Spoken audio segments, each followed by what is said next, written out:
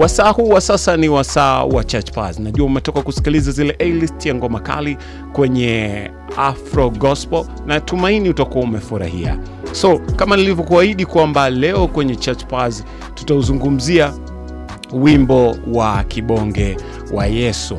Ni wimbo ambao kiujumla umefanya vizuri na unaendelea kufanya vizuri dhahiri kwa nyakati hizi za sasa. Wimbo ambao mwandishi anajaribu kuzungumzia jinsi ya mtazamo wake juu ya jiji la Dar es Salaam atakavyofika na kuamini kuwa mjini kuna maisha mazuri. Dhana hii imekuwepo tangu miaka ya 70. Watu wengi walikuwa wanakwenda Dar es Salaam wakidhani ya kwamba huenda kutakuwa kuna unafua maisha, lakini kazi zipo za kutosha kutokana na ukubwa wa jiji. Upo hapo. Kwa sasa Kibonge wa Yesu ameamua kuja na wimbo wa hamasa kwa mwaka huu 2025. Kwa hiyo hii ni nia yake. Ukimsikiliza kwenye ushairi anasema aliondoka kwa mbwembwe sana nyumbani. Akaahidi kuwa atatoboa, atatusua maisha na kuwa mtu mwenye mafanikio, lakini la hasha, mambo hayakuwa vile ambavyo yeye alikuwa amepanga. Lakini nia yake ilikuwa ni hasa kuwa mtu mwenye mafanikio. Hivyo ghafla Benvu aliyemtarajia kuwa atampokea hakuwepo. Umeona sasa hiyo la tatizo. Hakufika hadi amemgoja hadi saa 8 za usiku. Hivyo ndivyo mwandishi akawa anahofia usalama wake. Atauweka wapi? Atapata wapi mahitaji muhimu? Na namna gani anaweza kutatua hizo changamoto? Mwandishi anahofia usalama wake, lakini pia anazungumzia yale mahitaji muhimu kama binadamu. Anazungumzia malazi na jinsi gani atapata kazi. So tafakari yake ni juu ya changamoto ambazo amekutana nazo na amekabiliana nazo. Na kukabiliana na hizi changamoto ndiko kunakoleta ladha ya maisha.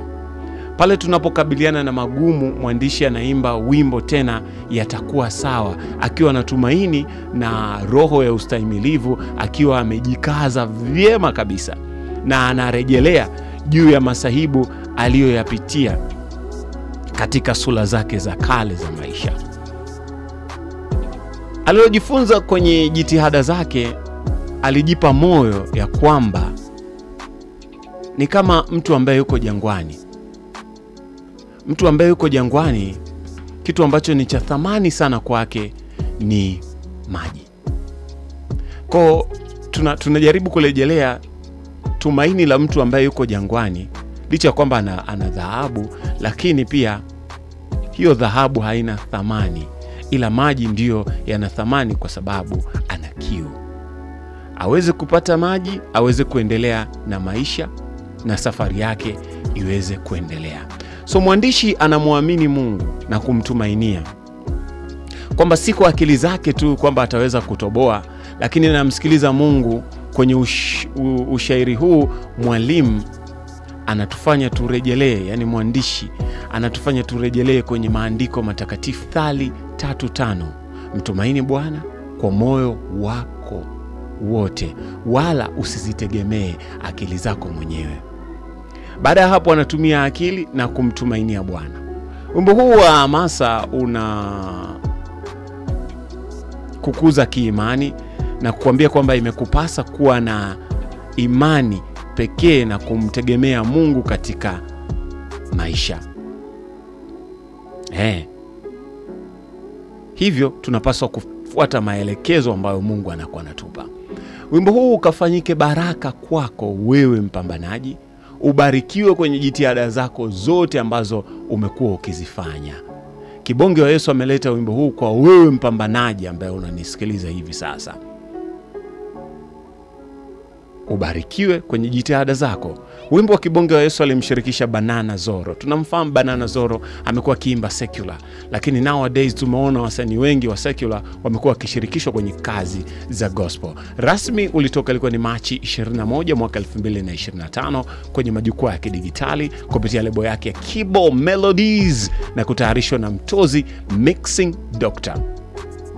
Sasa Ni wimbo ambao unakupa tafakuri nzito sana.